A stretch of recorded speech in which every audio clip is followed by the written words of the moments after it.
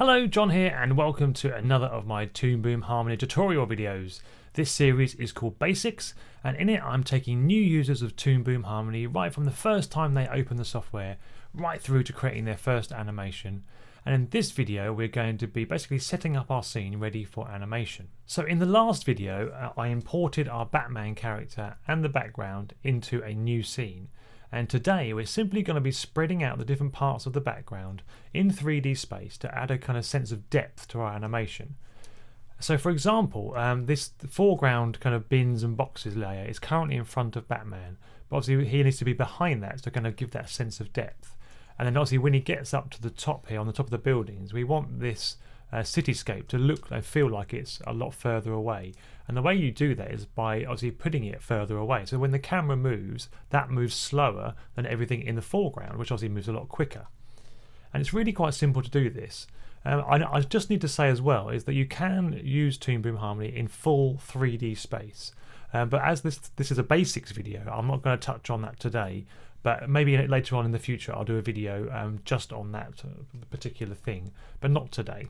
So the first thing I'm going to do is to create a camera for our scene. And to do that I'm going to go to the timeline, and on this little plus button I'm going to select camera.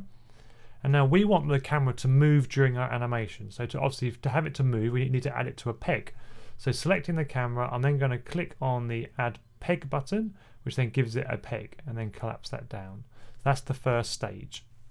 But then if we zoom out a little bit and turn on the camera frame, which is this third button along here, you'll see that we're quite close in. So the first thing I'm going to do is just pull the camera back a bit so we can see a bit more of the scene. So to do that I'm going to go up to here to my tool properties window and make sure that my top and side window are selected. So if you haven't got those, go to the plus and select top and side. And these give us a view of the camera. So this triangle shape is the camera from the bird's eye view, because this is the top view. And this line is all of our pieces, our Batman and our background pieces, currently all flat. But obviously we want to spread them out. And then the side view is the same, but just obviously from the side of the camera. So that again, this black line down the middle, if you can see that, is all of our pieces, and this triangle shape is the view of the camera. So what I'm going to do is in this view, I'm just going to select the camera by dragging over it, and then just pull it back a bit, and we'll get more of a view in our camera. And going to the top view, I'm just going to do the same again, and pull it across to where the animation is roughly going to start from, which I think will be about here. And now if I zoom out in the camera window and select Batman, I can grab him and then bring him back to where he's going to start. So the first thing you'll notice obviously is that this foreground layer is currently behind Batman, and also the whole point is that that's in front of him. Now there's really simple ways to do this. The first way is to select it and press B to select the peg, or go up the hierarchy, and then we can simply press Alt and the down button, and if I zoom in on Batman's legs here, you'll see as I press that it will bring it towards the camera, and you might just be able to see it in the camera window over here as well.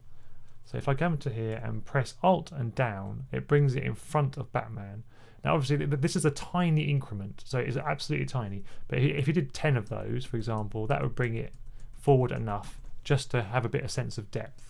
You can also just grab it simply in here in the camera window and pull it towards the camera, and you'll see in the camera view that it gets bigger instantly. Again, so both ways work. It depends on how you like to set up your scene. But obviously one thing to sort of mention here though is the fact that obviously I've drawn this all to scale as I would want it to look in the final animation. So as I obviously draw it towards the camera, it's getting bigger, and I don't really want that. So up here on this advanced toolbar animation, again you right click up here if you haven't got that, advanced animation, we have a button called maintain size. So if I select that one and now draw it towards the camera, you'll notice that it doesn't actually change size. It keeps the size however close to the camera it gets. That's a really handy tool. So I'm just going to undo that for a second and zoom in. Oh, wrong control buttons. I zoom in really close, and I'm just going to bring that forward ever so slightly in the camera window, in the top view window, sorry. And then that is now in front of Batman. And also I'm going to take Batman himself and find him in my window, which is here. And I'm just going to bring him slightly off of the background, but not in front of the foreground, obviously. So just ever so slightly in front of the background. like so. So now Batman is behind the foreground, but also in front of the kind of alleyway background. So let's have a kind of go through the animation. So I'm going to grab the camera, and I'll go in top view for now. So Batman is going to run along here. Oh, let's turn off the maintain size button for a second. So he's going to run along here, and he's going to come to this light. So this light I want to be in front of Batman. So I'm going to open it up and just find where it is, which is here.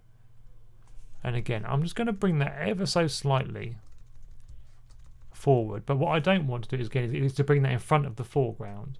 So selecting the maintain size, I'm just going to grab it and bring it forward a tad, but not in front of the foreground, but in front of Batman. So now that's done, the animation will zoom up the building. So I'm just going to go through the animation with you. So it's going to zoom up here. Batman's going to rappel up the side of the building, past these buildings, and land up here somewhere on top of this building.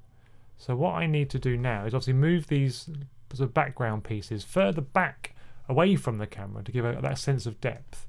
So I'm going to select this first piece here, and that hasn't got a peg at the moment, so I'm just going to add a peg to that one. And then using the maintain size button again, I'm going to find it, which is over here. And then again, just nudge it back ever so slightly in 3D space. Now it's currently disappeared because obviously it's gone behind the cityscape, but we'll come to that in a second. Now I'm going to select the kind of cityscape, which is here. And again, this one, using the maintain size button, I'm going to once again bring that back, but I'm going to take it back further, quite a lot further than the other cityscape. And then I'm going to get the sky, which again is a peg, so I'm going to add a peg to that, and then drag that back behind the cityscape, like so. So now that's done, I'm going to just do a little kind of camera test and just see how it looks.